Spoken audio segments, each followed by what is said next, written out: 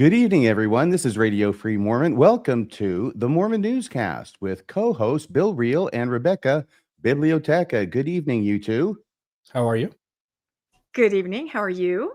An underwhelming response, but we'll let it go at that. We've got some great stories here tonight. But first, at the very top, we have some announcements to make.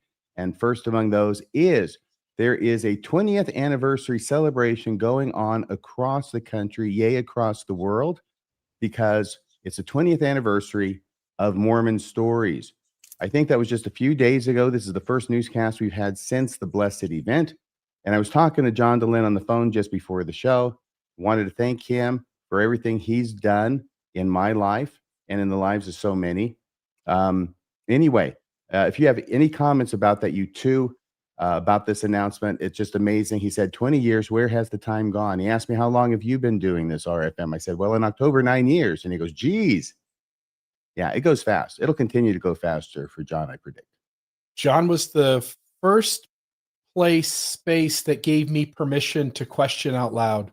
And so for 2 decades of content that has helped us all feel safer talking out loud about our Mormon stories, kudos to him for all the work that he's done. Yep. John and Mormon Stories and the whole crew, they are just amazing. And it's interesting because I am friends with the first sound tech engineer that they used, way back 20 years ago when it was all low budget. And I remember this person talking to me and going, yeah, I'm doing this thing. I'm kind of helping. And I was like, what is that? Early days, I had no idea, but yeah, very meaningful to a lot of people. And I would say has saved some lives. Mm-hmm. Yeah. And I was talking to him not only about, definitely on the saving the lives. Absolutely. Yep. But I was talking to him about that and also just letting him know and getting his okay that everything's on the thumbs up with us using a clip from a recent Mormon story show. That'll be my second story tonight. If we can go over here too. Oh, I'm so sorry. I was trying to do that. You go ahead and Bill. Okay. There you go. Thank you so much. The lead story is Wall Street Journal clashes with the Mormon Church. The next story is, by the way, I think I'll be taking that story. I hope so. I did a bunch of slides, though some of them mysteriously disappeared this afternoon. Rebecca Biblioteca was the last person seen. Do not look at me. It was not me. I was too busy reading my new book. Somebody gave me a copy of this. I've never Visions actually read of Glory. it. I know. You got the Visions of Glory book? Yeah, actually, Ganesh Sharian gave it to me. He found it at DI. Oh my gosh, maybe now your kids will finally get what they deserve. Maybe. All right, the second story. Painful divide between Latter-day Saints and those who leave. Is that your story, Bill? It is my story, my friend. Great. Temple updates and garment rationing. Not sure whose story that would be. Rebecca? No idea. Probably me. Then the new abuse hotline scandal. I'll be covering that, and that's where we have the clip from Mormon Stories. And finally, a response from Salt Lake City to Lesotho tragedy and Time Magazine's coverage of President Nelson. All right. Well, we've got a lot of ground to cover. Let's go. This was a story that came out, I think it was on the 2nd of September in the Wall Street Journal of all places. Headline, Exmo influencers mount a TikTok war against the Mormon Church. The church is facing a 21st century reckoning driven by social media, and it is racing to counter the narrative. This was written by Georgia Wells. Yes, in 9225. The piece begins with the story of Madeline Woodward, who was once a faithful Mormon, but having trouble with some of the issues in church history, such as Joseph Smith's practice of polygamy, as well as the LDS Church's current anti-gay position. That seems like an incomplete sentence to me. Sorry, folks. But this is what happened. Madeline discovered on social media that she wasn't alone, that others shared her concerns, and that Mormons could actually be happy after leaving the church. Madeline left the church and had her name removed from church records. So this starts with a story about Madeline, which is emblematic of a lot of other Madelines who are doing the same stuff all over the church. Several ex-Mormons said their social media videos went viral when they started posting them in 2020. That year, creators noticed the hashtag ex-Mormon had received a total of more than 200 million views on TikTok. and was increasing by about 1 million views a day. TikTok no longer displays the number of views a hashtag has received. And so there we've got some pictures. We've got Lex. We've got Alyssa Grenfell there in her temple regalia. And then we've got a really nice picture of John DeLynn. I like that picture. Okay. The church's fight for relevance on social media comes as it battles a broader membership crisis. After decades of expanding its American base by 4% a year, official church rolls are now growing less than 1% annually in the U.S. Globally, church growth is bolstered by converts abroad, especially in Africa. So these, I suspect, are closer to being the accurate facts than the church's recent pronouncements that it is growing like never before. The portion of people in the U.S. who identify as Mormon has almost halved from the 1.8% they represented in 2012. According to the Cooperative Election Study, a survey of more than 50,000 Americans, Justin Turman, a former member who conducts Justin Turman, a former member who conducts church attendance surveys, has found that approximately 21% of the 17.5 million official members worldwide are actively involved in the church. Can I just stop us for just a second there? This is different because we've all estimated somewhere in the neighborhood of 30 to 35% of people on the rolls are actively engaged in Mormonism. And what he's saying is that his surveys, which again, 50,000 people, is saying that it's a lot less folks that are on the rolls who are actually actively engaged. That's a big difference from what we thought it was. What I was raised to understand it was back in the 70s and 80s was basically 50% activity rate is what the church boasted. And I don't know what it was then, but they sure boasted about it. But then we started thinking it was a third, and then we find out it's not a third, it's not even a fourth, it's a fifth of the total claimed membership are active. Go ahead, Rebecca. Exactly. I will say that this figure tracks with returnandreport.org, right? Where people submit their own reports, counting in their own wards. It hovers around 21%. And this also tracks with that Pope study of cell phone data, right? Where they ping the phones and they can see who is in the building. So I don't know. There's a lot of corroboration here with that number, whether people want to hear that or not. It is hard to square all this information with the claims that the church is growing in an unprecedented pace. To counter the hashtag Exmo narratives, teams of employees, pastoral officials, like GAs, at its Utah headquarters and even a paid ad agency are organizing a slate of pro-church influencers. They highlight positive perspectives on the Book of Mormon and encourage viewers to meet with missionaries. Now, I've got to tell you, this one with the Ward Radio guys, that's my favorite at the bottom of the left. I did not tweak that at all. That is how they put it up there. It says, stop listening to intellectuals. Cardinal is doing his best impression of Mo Howard. And I can't believe that somebody would put this up here and think that it makes them look good. No, we're not going to listen to those smart people.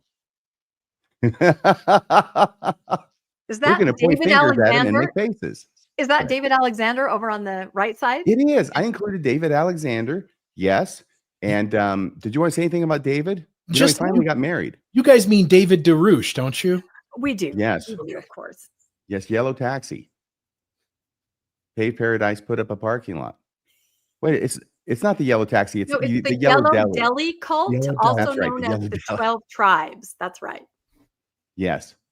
So, and then there's there's David Mock Schnell, there on the right, in the middle, and on the right of that thumbnail. And we've also got the who are those guys? The Stick of Joseph. The brothers. Yes. The two sticks of Joseph. And then we have this fellow up here with Tao Tai. I think he goes by Brother or Mr. TikTok or something. And I hadn't seen him before. He talks about Mormon culture. And then, of course, there is Ms. Rapley, Jasmine, without the E. Jasmine Rapley. And so they have in this piece featured Jasmine, this guy Tao Tai, and David Schnell. So they have at least 3 voices favorable to the church that are among the apologists who are trying to battle the minions of darkness, represented in this article. Did they mention Jacob Hansen at all? No, they did not. Okay. No, they did not. In fact, I think that the church was asked if they knew Jacob Hansen. They said, "We've never met the guy.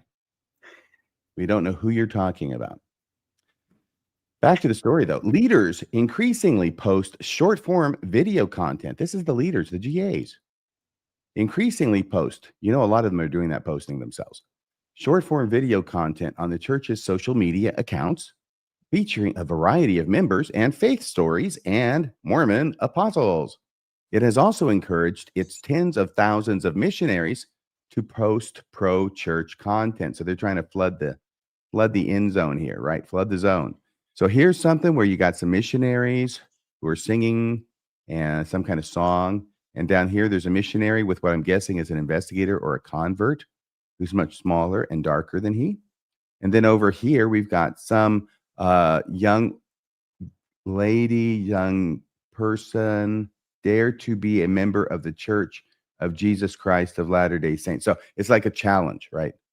It's a challenge. We're throwing down the gauntlet now. Dare to be a member of the Church of Jesus Christ of Latter-day Saints. Is that a challenge, Scar? And then on the other side of the coin, the church has pressured a number of prominent influencers in recent years to stop producing content critical of the church, stripping some of their membership and prompting others to resign before they could be excommunicated. So over here with Latter-day Struggles, and I can't even, it's Nathan and it's Valerie. It's Haymaker. Yeah. Yeah, they got pressured and then they resigned. And there's this bloke, Nemo, up here. I think he got excommunicated. Then over here, there's Michelle Stone. We did a newscast about her getting deleted by the LDS church, and she agreed to be deleted rather than be excommunicated. And this is a real nice picture of you, Bill. I found this on the internet. I wanted to use this picture because you kind of got pressured, but you would not bend. Yeah, like the other folks, you get asked to stop doing the thing that is pointing to the problems out loud, or they will take the next step. And with me, they also took the next step. Okay. So, response to the Wall Street Journal article has been predictable, with Mormons focusing their criticism on the photo of Alyssa Grenfell in her temple robes. This photo was in the online article only and was not reproduced in the print version, possibly because of this reaction. Even Utah Senator Mike Lee got into the act. And here's what he posted.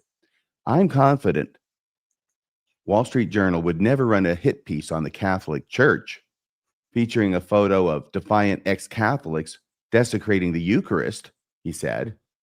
He added that he was stunned and disappointed that the Journal had done essentially that to the Church of Jesus Christ of Latter-day Saints.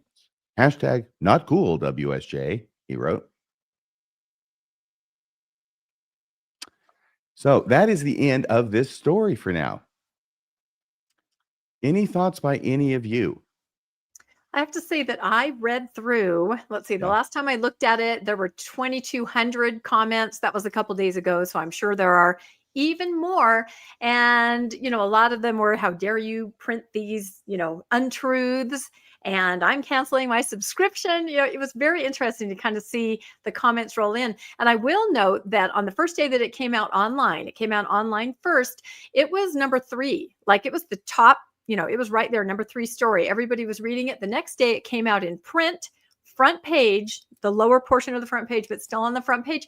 And it was still number 4 online. So a lot of interest, a lot of people looking at this, and, the comments, they just raced in to say that none of this was accurate. And then of course there were other people that raced in and said, no, a lot of it is accurate. So if you have a chance, go through all those thousands of comments. It really is kind of a little world of its own. if the LDS Church gets to work behind the scenes to get positive coverage of it working with the NAACP, to act as though it is race friendly and all of its racist issues are behind it, then I think it's fair game that there be media coverage out there that also cover those who have been hurt by, feel deceived by the LDS Church, who have had relationships hurt, and be able to point out the things that they think are troublesome with Mormonism. I think that's a great point. I will tell you that there's been a lot of responsive videos from the usual suspects, the ones who defend the church, and it was entirely predictable. I talked about this with John Dehlin as well. It was entirely predictable what the response would be, and that they would focus on the temple clothing in the photograph. And so as I was thinking about this and talking about it with John, I was saying, that was a critical mistake to make. Okay. Because when you're making an argument, you don't do something where you easily allow your opponent, and obviously will allow your opponent, to focus all their attention on this other thing and castigate you for it while ignoring the real issue. But then I stopped and I said, well, but then again, I guess the Wall Street Journal isn't really part of this debate. They're running a newspaper. Right. And if a picture is worth 1,000 words, and people who aren't familiar exactly with what happens in the temple, that picture definitely piques some interest. Might go to work the next day and ask their LDS coworker, I saw this picture. What is that? I mean, if you want to encapsulate it all in a picture, that picture was it. Yeah. If a picture is worth 1,000 words, that picture was worth 1,000,000. Yep. By the way, I've got something here. Let me do over here. Okay. Under my eye, either I've got a little mouse there under my eye, or I screwed up the eyeliner again, and I'm not sure which, but I'm out of cold cream, so I can't clean it off if that's the problem. And I don't have any base to put over it, so it will, look like it's not there. It kind of looks like you got decked. Did you get? I absolutely did. I got totally plastered with that one. That was a haymaker. I believe.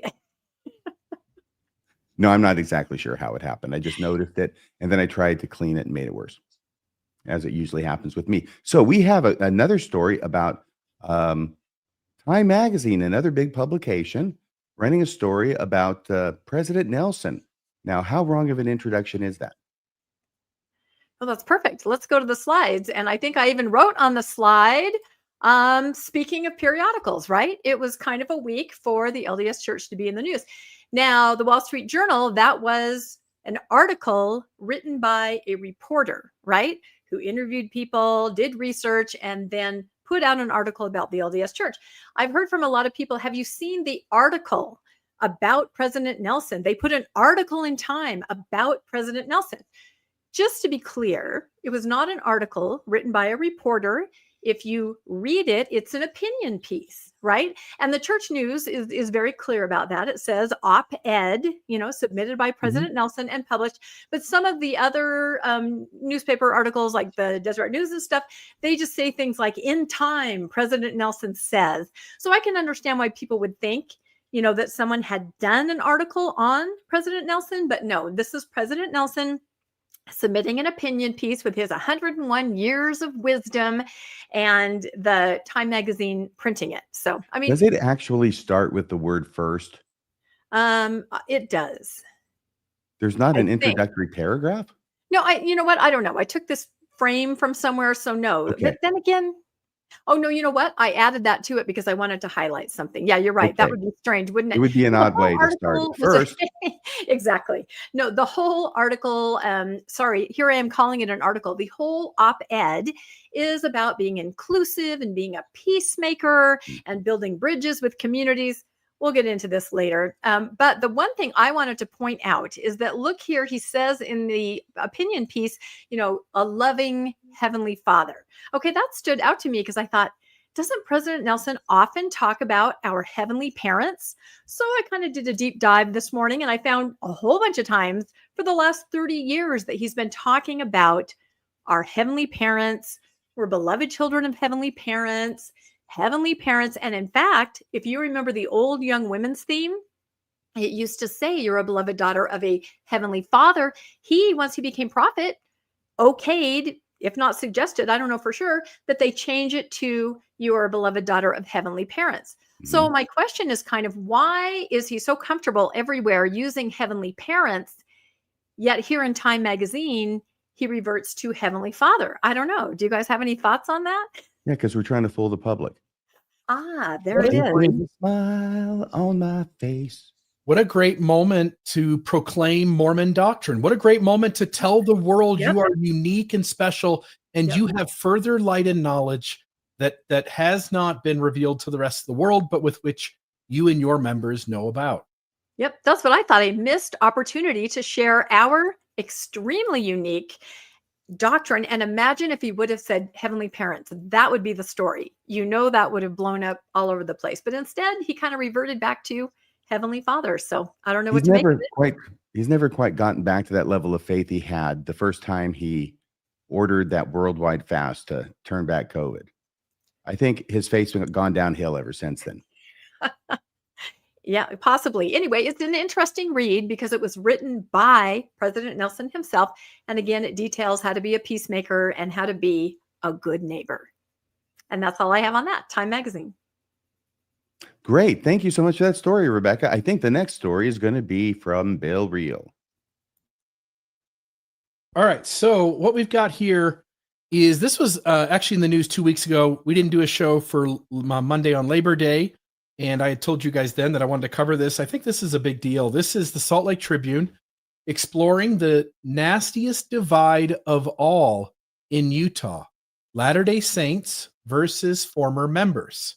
In the Salt Lake Tribune's recent Unspoken Divide series, nearly 1,400 Utahns, and this goes right along with the story you just shared, RFM, 1,400 Utahns responded to how the divide between current Latter-day Saints and former members has rattled their lives.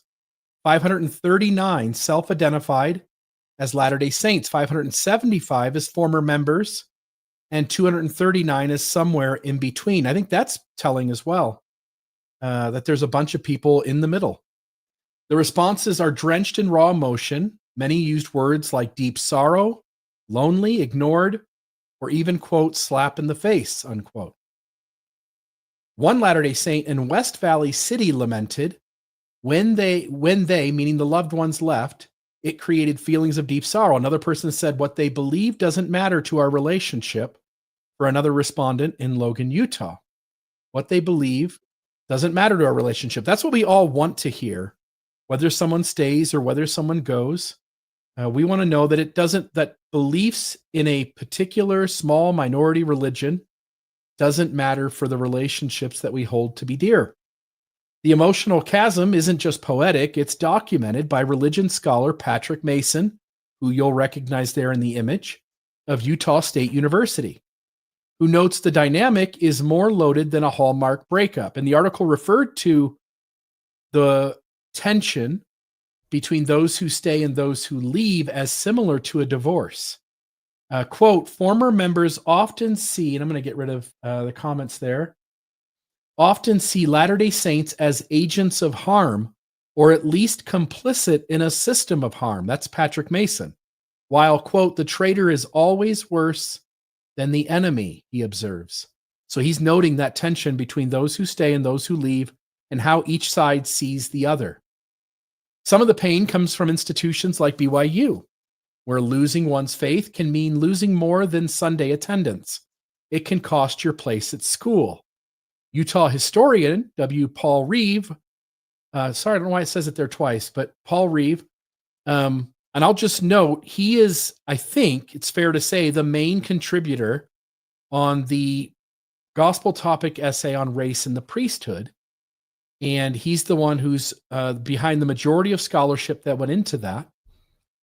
And at university where he teaches, he said this about his classes. He said, quote, if you took this class because you thought, I should go back up, sorry. Utah historian Paul Reeve says he tells students the first day that he, quote, won't tolerate anyone denigrating anyone else's beliefs or non-beliefs, unquote. Quote, if you took this class because you thought it's the you, so it's a chance to grind an axe against the church, find a different class, unquote. He also declared, quote, "Or if you took this class and thought you would be in Sunday school, the chance to bear your testimony and save the heathens, find a different class," unquote. These ground rules, Reeves says, prove crucial to a healthy learning environment. The human stories are heartbreaking. Pamela Bloom, a West Jordan City Council member who left the church in 2010 after growing up deep in the church, her words, not mine. Her grandfather even sang in the Tabernacle Choir, shares that she, quote, "lost everything, my faith, my family, my community," and says it took time to recover from that, unquote. It reads like a dramatic memoir, but it's just Tuesday in the faith transition trenches. Small gestures help, but so often they're absent. Now, this was really great. In this article, there's a video section where you can watch a video here of Alexis Rausch. And I thought she was very well spoken. I thought she was very fair. She's a believer who doesn't mind being somewhere in the middle. And she recognizes that there's a lot of value to the reasons why those who leave do in fact leave. But graphic designer Alexis Rausch, still active in the church, hides her religious devotion among her ex-LDS or non-LDS arts community friends, not because she's ashamed, but because revealing it would beam a spotlight. Quote, "They don't ask and she doesn't tell," unquote. Such an emotional defense for the believer in a world that's already primed every interaction. And I just want to note, believers are hurt by those of us on this side of things, those of us who leave. Anytime there's a conversation where we're talking about our leaving or what it was that led to it, people on the believing side they feel a lot of hurt by that. In the same way that we feel hurt when it feels like our relationships are minimized because we no longer are in the faith, or that people come up with the terms that the church has taught them about us being lazy or being less than, being the chaff among the wheat or the tares among the wheat. There's a lot of tension in this relationship. And rather than just family and friends loving each other for that relationship, this religion finds its way in on both sides. So I just want to note that. So family over religion, the divide isn't occurring in the Methodist Church. It's not happening in the Baptist faith or other Protestant churches. It's a deeper religious tactic that often happens in unhealthy systems where the one who leaves experiences harm and deception, where the system labels leaving as betrayal and teaches members to choose faith over fractured family ties, and where the system, often subtly and sometimes overtly, cast leavers as lesser, broken, or even as the enemy. That's a power dynamic that you can find in any group or tradition bent on communal purity and loyalty over love. It doesn't only hurt on Sundays, but rather it warps caring into conditioning, curiosity into suspicion, and leaving into exile. It translates into the bitterness that those who stay, continuing in belief, feel from us who left. And those of us who lived the dark night of the soul, the harm goes beyond lost doctrine. And it's the lost relationships, the invisible scars, and the sheer loneliness that no church authority ever prepared us for. And so I'll just note, I think the article was very fair. I think it noted that on both sides, both the believer and the person who's left, there is apprehension and hurt. And that and I'm just noting, the article didn't say this, but those last two slides, including this one here, it's my opinion that this doesn't happen in every system. People can come and go in systems and nobody cares. It's secular. If somebody comes to the Rotary or somebody leaves the Rotary, nobody gives two licks. Most of Protestant Christianity handles all of this really well. And so somebody can join the Methodist Church, or they can leave 2 weeks later and go to the Baptist Church, and nobody really cares. Where this seems to care is, as the slide said in the slide before, is in systems that prioritize loyalty. And I want to get the phrase right that it says here.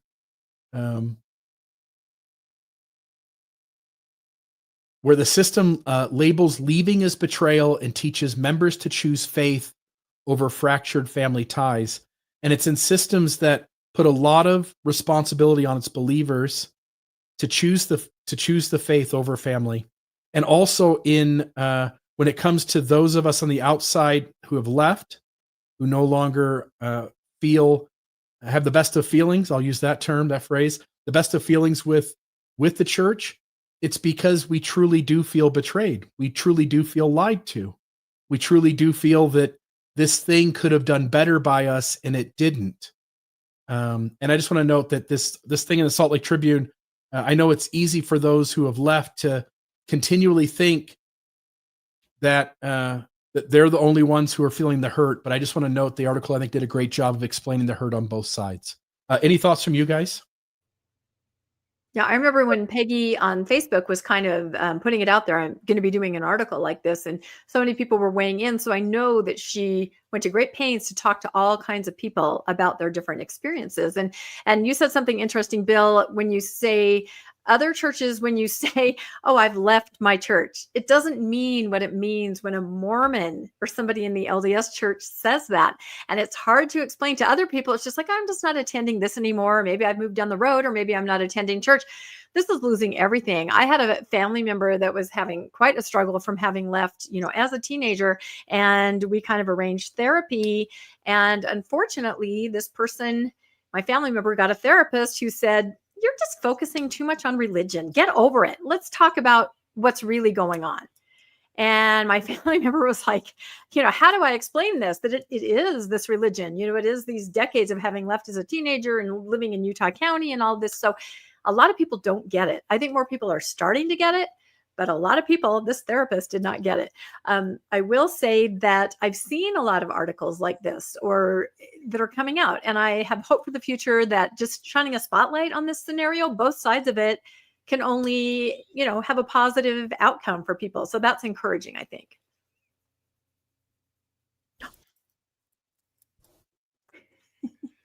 I liked what you said, Bill, about how there's hurt on both sides, right?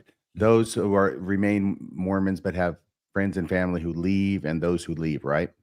I have to make the observation, though, I think this is largely correct, that the hurt on both sides, which does exist on both sides, I think is all caused by the church. Mm-hmm.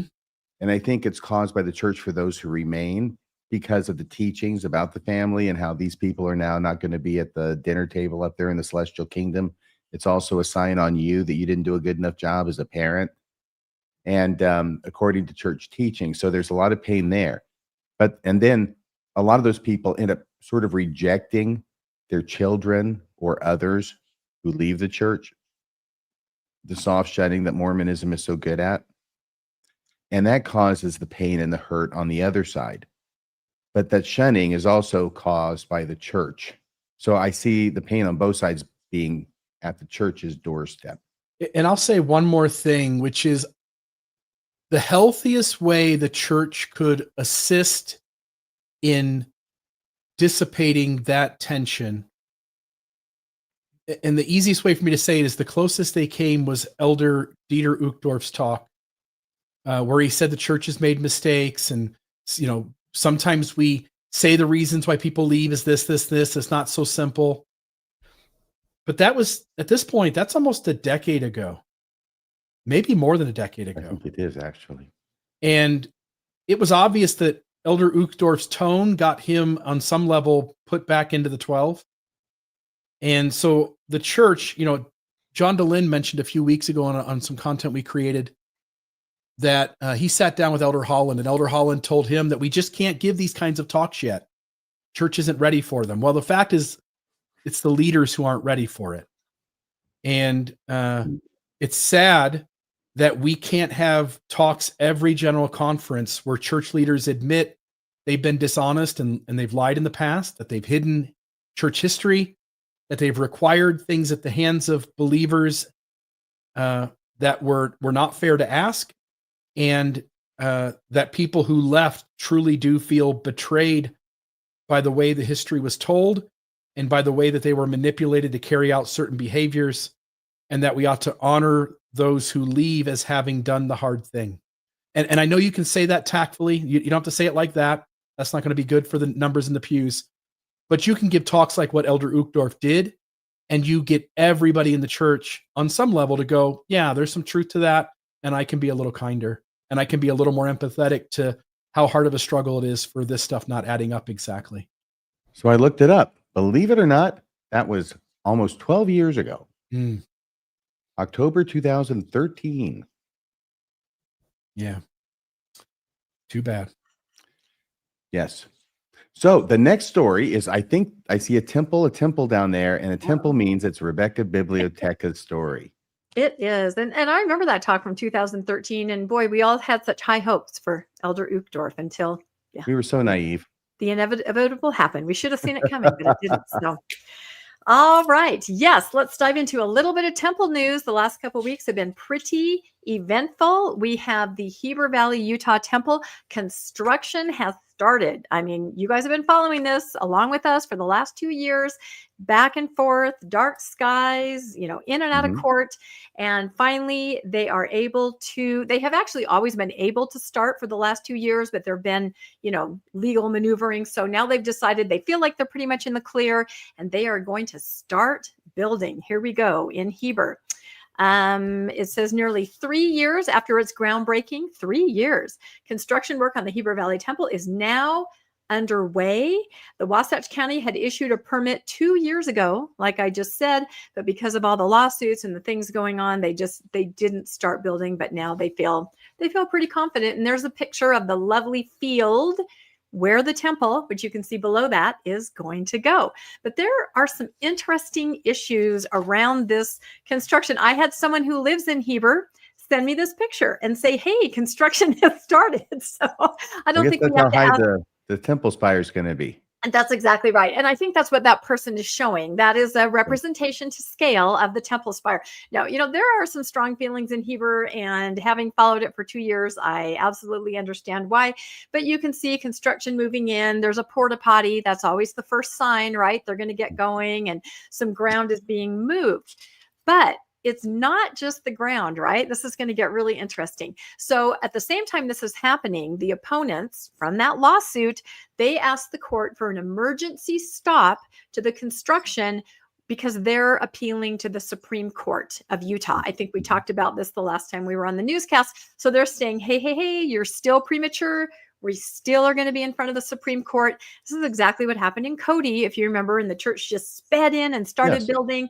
And then the Supreme Court in Wyoming did rule, go ahead. So I think the church is assuming that this is going to happen too. It says the residents group intends to appeal the judge's decision. That was the judge that said, go ahead, you can build, to the Utah Supreme Court, challenging the legality of the Legislative Development Agreement, the LDA, used to approve the temple project. And this is the one where the issue had to do with the actual land for the temple being on county land, but like surrounded by the city. Yeah, and they just swept it through the county commission. Several of them were actually standing next to President Nelson with a golden shovel at the groundbreaking, and they basically overturned everything as far as dark skies and building size that had been there for 20 years. They overturned it like that. And of course, a lot of people feel you would not have done that for any other kind of development but the LDS church. So, and I think you guys saw, I show it quite often, one of the residents trying to talk to the county, and they're up there saying, we're not the Church of Latter-day. What are we? They completely aligned themselves with the church. So yeah, it's an interesting scenario, but the church is building. Now, here's what is very interesting. Let us talk about water, right? We haven't talked about this for a couple years, but now that they're starting to build, this is back in the spotlight again. So let's see, here we go. Okay. The church begins work at Heber Valley, Utah temple site as opponents appeal to the Utah Supreme Court. And if you look at this article right here, this is in the Deseret News. It says the work soon will turn to removing what a groundwater study said could be as much as 1 million gallons of water or more. That sounds like a lot, right? That's a lot of water, 1 million gallons. It sounds like a lot. This you guys having a drought down there, by the way? Yeah, I know. We're going to kind of talk about that. So 1 million gallons is what the Deseret News last week said is going to be removed. Okay. Now, let's look at this article. This is from the KPCW, and it says Heber Valley Temple construction begins. It says work will include extensive dewatering. That's removing water from the ground. A 2023 groundwater study estimated that the church would need to pump up to 1 million gallons a day for several weeks to keep the site dry enough for construction. So 1 million gallons a day? for several weeks. So that is different from what the Deseret News said. They just made it sound like up to 1 million gallons overall. They've This got article, a freaking river going under this temple? yeah, well, groundwater, it's there. And I've looked at all these studies. This is a really fascinating situation. So this article says, okay, it's going to be a couple weeks of pumping out all of this water during construction. And, that's typical. A lot of sites have to be dewatered. Okay, so let's see what the church's temple site says about what's going to happen.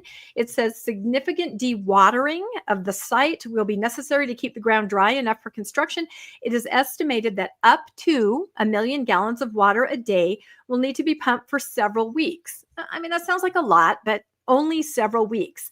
And yeah, several weeks. Okay, so here's where it gets weird. This is all current. This all came out within the last couple of weeks. Let's tell the truth about water, and let's go back 2 years, right? This is when I started following it on Mormonish. Okay, so here is an article from 2023, right? Again, from the KPCW. And it talks about a woman who is concerned by the studies that she's seen, the information that she's been getting about how much water is going to be taken out of the ground. She says, our concern is all of that's going into the creek, it's going downstream into the Provo River, and then eventually down the canyon. So it's not benefiting the Heber Valley. So in 2023, people are looking at these studies, they're paying attention, and they're kind of raising the alarm. But let's talk about how much water actually is going to be moved. And again, this is from the 2023 article. It seems like they had amnesia almost when they started putting out the information 2 years later. Here it says, I know from the schematics, there's going to be 20 wells that go down 40 feet. And it talks about how many gallons per day, per minute. And it talks about the different phases of watering. And just to kind of break it down, for about 6 to 8 weeks, there is going to be 1 million gallons a day, right? A day. That's not what it said in the Deseret News. After that, that'll slow down a little bit, maybe to 500,000 gallons.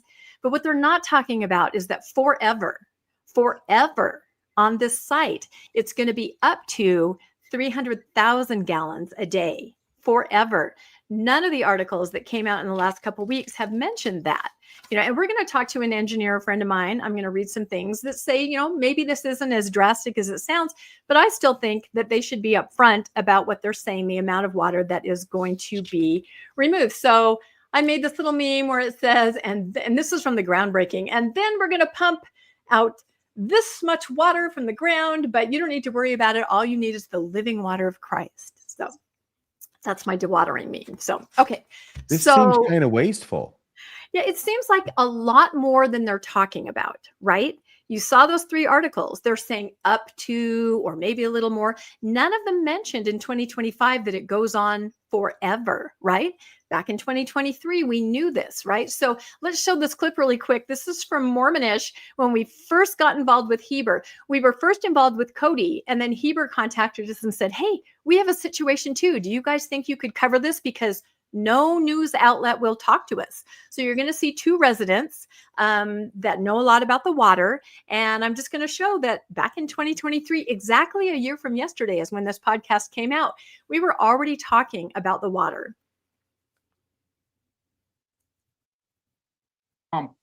90 million gallons of water?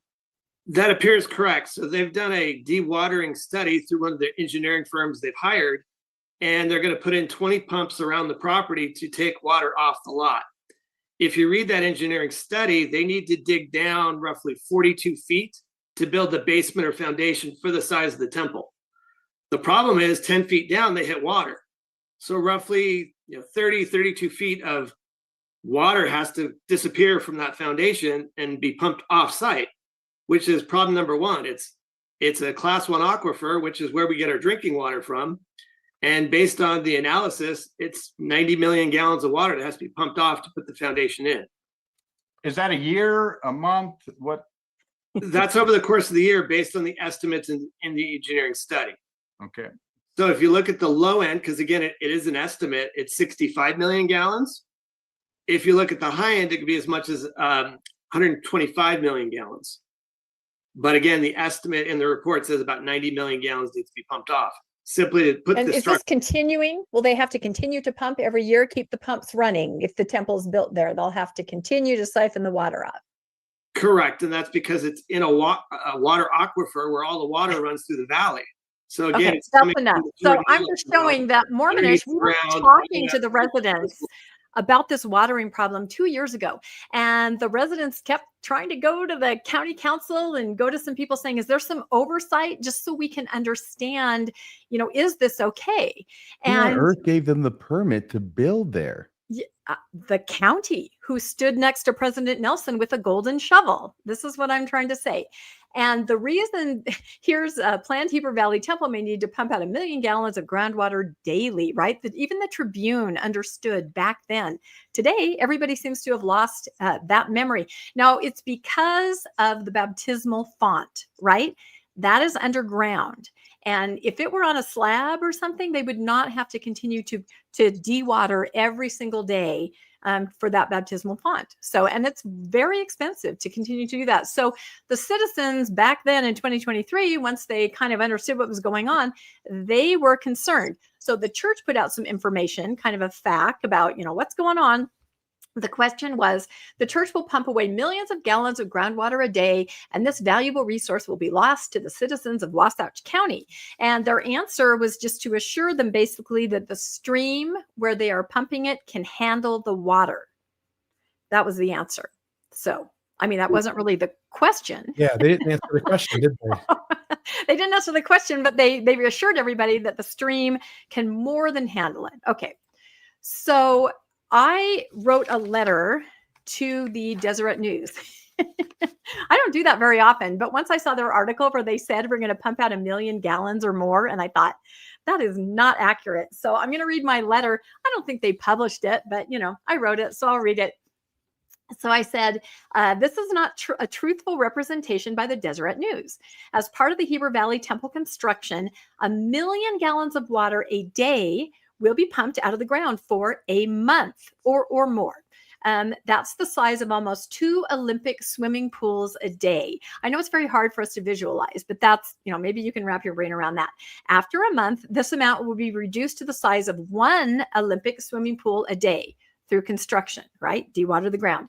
Then going forward forever, they will dewater the site using a gravity method. That's just kind of natural water flowing out.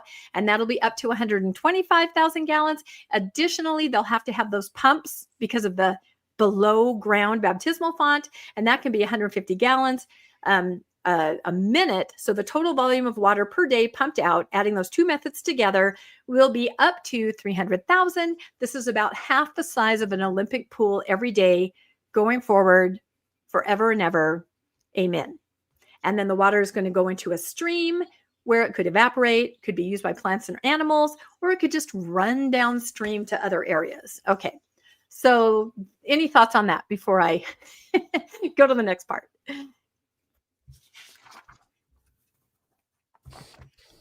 I'm guessing Heber has a lot of other water supplies. Yeah, I think so. And again, I have a picture of a drought here, because to a layman, when I read this, I'm like, oh my gosh, you're dewatering the ground. We're in the middle of a drought.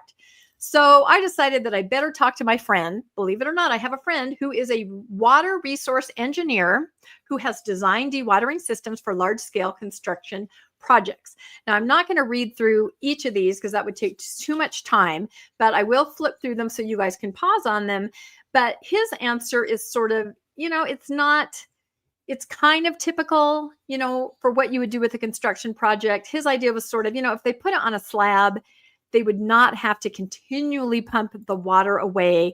Some of the questions that he addressed, he kind of saw that were out there, is the amount of water is excessive. Again, he's saying, he's seen this before. The LDS Church has plenty of money to do this. Should they do it? I don't know, but they can do it, right? And apparently they've, talked to all the people, got all the permits, and so I guess they can do it. Another question he wanted to address is the groundwater table will not recover. He says it's the top 30 feet of water table. Since the water table was encountered 15 feet below the ground, the water table will likely recover, though not fully due to the ongoing pumping. So it is it is going to impact the groundwater and the area. Any impacts will likely to be in limited parcels close to the site, like a shallow well. So some residents there could see, their wells dry up, I guess. So, but again, my friend is like, they do this, people do this. What do they plan to do with the water? That's a big question because we're in the middle of a drought. And he says they plan to discharge the water into Lake Creek that runs right next to the site. I've seen it, and it's going to go down the hill and it'll eventually end up in Deer Creek Reservoir, which if the water were underground, it would also end up in Deer Creek Reservoir. However, putting the water out into the stream, you can have some evaporation, but not that big of a deal. So I'm kind of just putting this out there. If anybody, Is that the reservoir?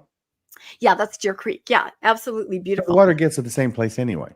It does, but it's not natural the way it happens, if that makes sense. It's dumped into a stream and, goes down the hill, goes somewhere else. So I guess I'm just putting this out there if anybody else wants to look into this, because it's kind of an interesting scenario. But I did have, a different perspective once I talked to my friend who was the engineer, but I also understand the perspective of the people who live in Heber, especially people right around there. All that pumping, all that water moving, the houses around it. I mean, do they need flood insurance? What exactly is going to happen? So if anybody else wants to look into water, or that's something that you are involved in professionally, go ahead. But the main thing that I wanted to discuss here is just the fact that it seems like the articles that are coming out are not mentioning pumping in perpetuity, if we can call it that. It is always going to be I thought that's dewatered. what we did in the Celestial Kingdom. I think it is. Yikes. Dewatered to the tune of half an Olympic-sized pool. So, okay, that's Heber. Let's quickly just talk about Fairview really fast here. The Fairview Temple, they voted to finalize the LDS temple, but the lawsuit could stall construction last Tuesday. The city council voted 5-0 and said, okay, you can go ahead and apply for your construction permits. I put up the 3 different versions of the temple there. I think my favorite is a little schematic there drawn on a napkin. That was from mediation. But the town council did vote. It's like it's glowing at the top.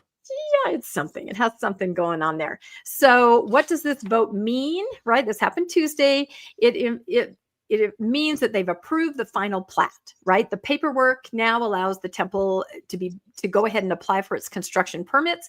But Mark Johnson, who is the attorney for Fairview United, told this particular reporter that if construction permits are filed, they will immediately ask a judge for a temporary restraining order, and that would keep the project on hold until the lawsuit is resolved. And so both sides are going to court. If you remember, the issue is, did they need a supermajority? Yeah, remember all that. And the lawsuit is still ongoing, and they're still going to go to court. So we will continue watching. So for now, there's the site. Whether they will start, if they put that first shovel in, we don't know what's going to happen in court. Now, here's one thing I did want to just play, and I'm sorry, Bill, I forgot I had a second video here. This is Mayor John Hubbard. And as they voted, he said, I would like to make a statement. And I think this statement sums up a lot about Fairview. So again, I apologize, Bill. I totally forgot that I had this video. So this is Mayor John as they're casting that 5-0 vote to approve of the plat for the temple. Excuse me, any other discussion? I would like to go in and make the motion, and I want to read a statement, and I would like to add that to the motion. Clark, may I add this to the motion? You've read it previously. Or do I need to make that separate? Sure, you can make any motion that you desire. Okay. Here's my motion.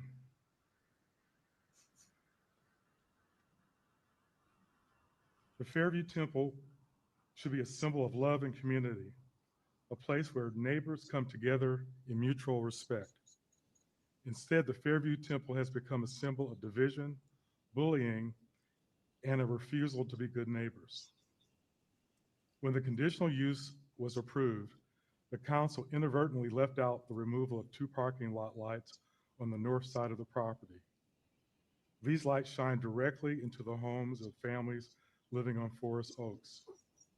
The town reached out and asked the LDS Church if they would, out of the kindness and consideration for the people living next door, their neighbors, take the poles down. The church answered no. With the approved CUP, The LDS church has every legal right to keep those lights, just as they have every legal right to build a 120-foot steeple. But having the legal right doesn't make it the right thing to do. A true neighbor doesn't ask, what can I get away with? A true neighbor asks, how can I live in harmony with the people around me? That's what makes this process for me so disappointing. Instead of being remembered as a place of peace and community, the Fairview Temple, called the House of the Lord by members of the LDS Church, is at risk of being remembered as a place where rights are valued more than relationships, and where being a good neighbor was pushed aside. And included in that motion, I would like to make a motion. Yep, and that's it. And then they reluctantly voted. They had to vote 5-0. There were some members that were left. So, and to me, that's just really heartbreaking. But if you pull up my last slide there, I thought it was really funny. Here we have President Nelson, right? Here is what he said as he, had his opinion piece in the Times, where he says, if more people were peacemakers, building bridges of understanding, and it's funny because Mayor John actually, I sent the article to him and he highlighted this exact paragraph and kind of went, So there you go. That's Fairview. To me, that speech was heartbreaking. I have never seen the church or President Nelson act in a more pharisaical manner than in this case. Yep. The church is such a disappointment. It continues to disappoint me. It should disappoint all of its members.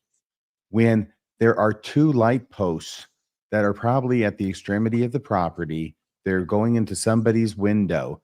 You don't have to have the light posts, guys. This is the time. This is the moment. This is when you say, absolutely, we'll do something else. Let's work this out together. So then that's what the newsroom can release. That's what the mayor can be talking about. And that's what can start healing these wounds that have been created by the church in Fairview. But no, you're going to continue to be dicks about it. Yep. To the last minute. Biggest dickus. Any thoughts, Bill? And then that's my end to the news on temples.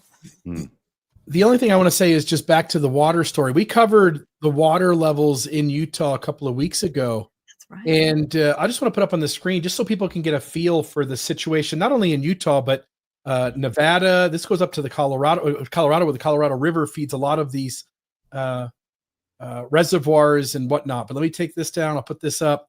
This is the Hoover Dam. This is Lake Mead. And this is a large portion of water that goes out to the surrounding states. Mm-hmm. What you see is the white rock. That line is where the water level used to be. And this is huge. This isn't a small area. What you're seeing, if you can picture it, a person would be so small on this. They would be so small compared to this image. They could probably walk along whatever that flotation barrier is down there on the water. They could probably walk on that. This is, I don't know what it is, but 150 feet high or something that the water used to be at. And we're running into the same problem in Utah and whatnot. Now, your person said it's not a huge deal. It has a small effect. Mm-hmm. Maybe it's just the local neighbors who will have lower water levels, but every little thing makes a difference. And at some point, if the sun keeps shining, the temperatures keep rising,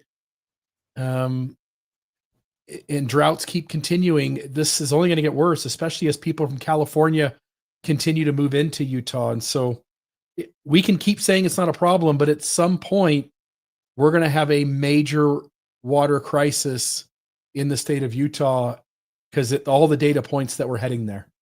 Yeah. And I think that's what some of the residents are saying about the study is just that, do we know really? I mean, this is a drought like we've never seen, and it looks like it's a 25-year drought. Do you want to mess with the groundwater?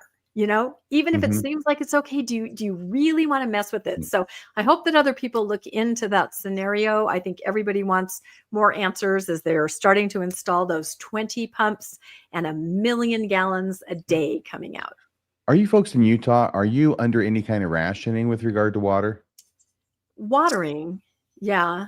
Not like Vegas. So like Yeah, not like Nevada has rules where all grass should like be artificial. You can't really water lawns. There's lots of regulations on that. In Utah, there isn't much, but I just showed when I did that story a couple of weeks ago, there was something about Cedar City where they were beginning to implement some water use regulations. Mhm. And I think Utah being affected by the religion in the state sort of thinks the second coming will happen and Jesus will save everything and we don't need to worry. So there's a little less responsible, forward-thinking action happening. But I think it has begun. Those kind of cities in Utah have begun to talk about doing that sort of thing. Look, I'm not here to criticize or talk politics. It just seems that, by the way, I was out there for the first time at Hoover Dam, and I saw exactly what you're talking about, that photograph. It's And Randy huge. pointed- It's way bigger to your eye, like in real life, than what a picture could show. This is just the end of Lake Mead. I mean, it goes around the corner. It's huge. It's like the biggest lake. Isn't it the biggest lake in the United States, other than the Great Lakes? I think so. It's massive, massive. And I just would think that somebody would have started instituting some kind of regulations before it got that far down, because when it gets all the way down, you're at DEFCON 1. It's to the point where things on the bottom are starting to show through the surface. So they're beginning to go like, oh, remember that thing that happened 50 years ago? There's the top of it. There it is. Yeah. Well, that's not good. No. All right. Well, we'll leave these difficult issues in the capable hands of the government. And I'll go on to my next story. Mormon sex abuse hotline fails again. I am really, really upset about this story. And the more I listened to it, the more I found out about it, the more upset I was. And this was one of the reasons, the other reason I called John DeLynn, because this happened. I think he sort of stumbled into this when he was interviewing this guy named Riley Davis, who was a seminary teacher who apparently quit recently within the past week of this recording. And Riley Davis starts talking about when, as a seminary teacher, he saw a kid who talked to him and he saw all the red flags of abuse that's going on in her home.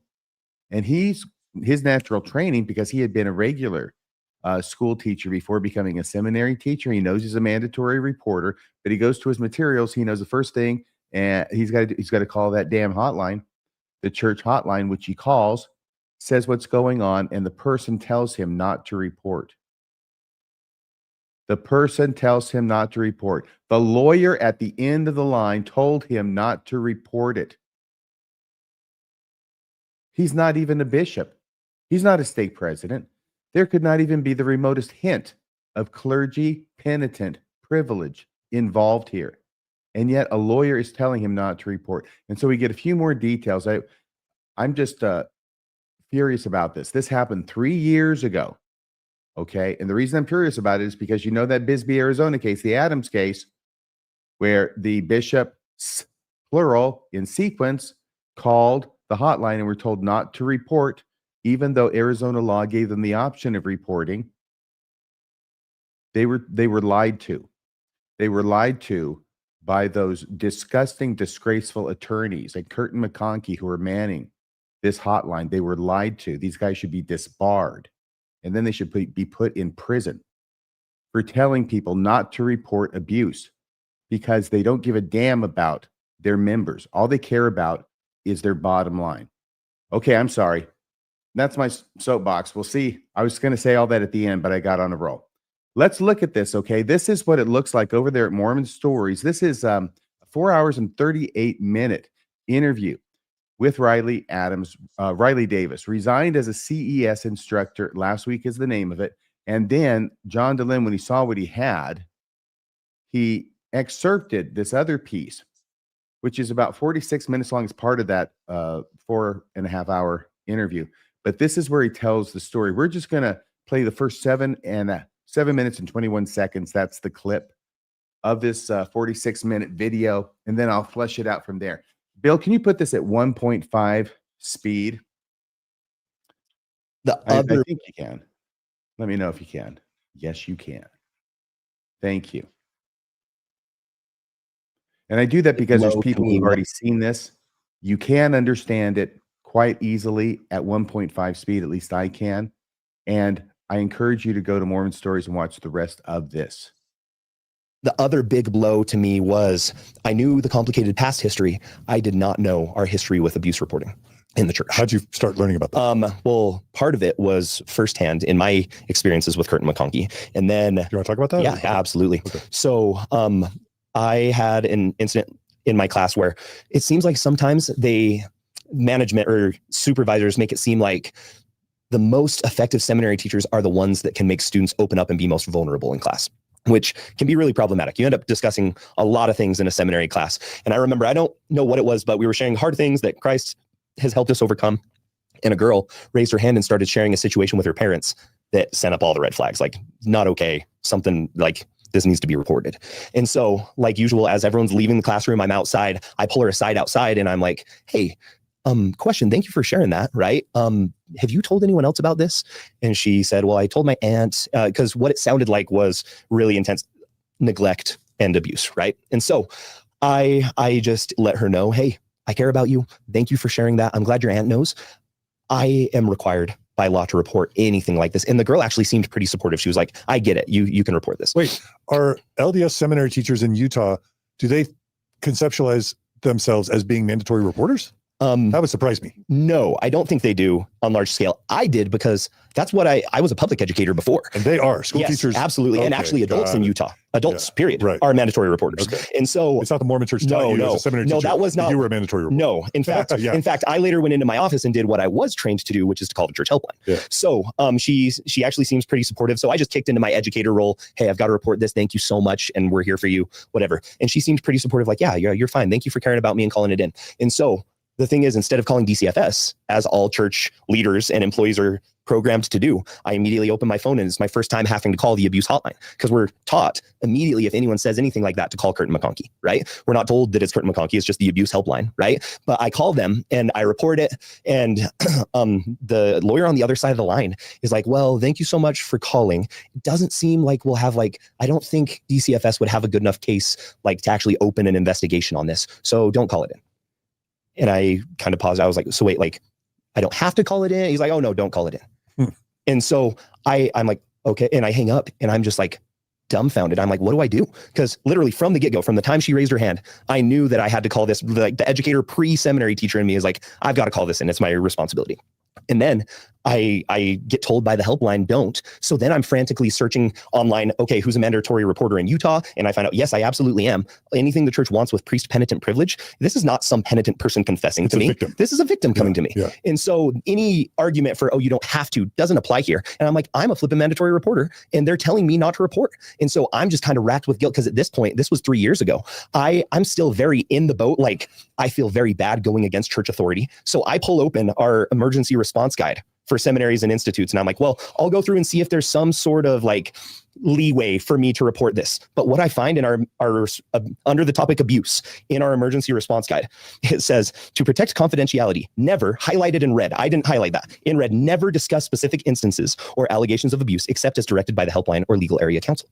So I'm like, I literally can never, this is supposed to die with me right here. This girl said she's in this situation that I don't want her to have to keep enduring. And then it goes on to say, and it even seems like our policy used to kind of teach teachers to prevent reporting if possible. It says, when it appears that a student might talk to a teacher about a personal or family involvement with abuse, the teacher should first explain that he or she is required to report allegations of all types.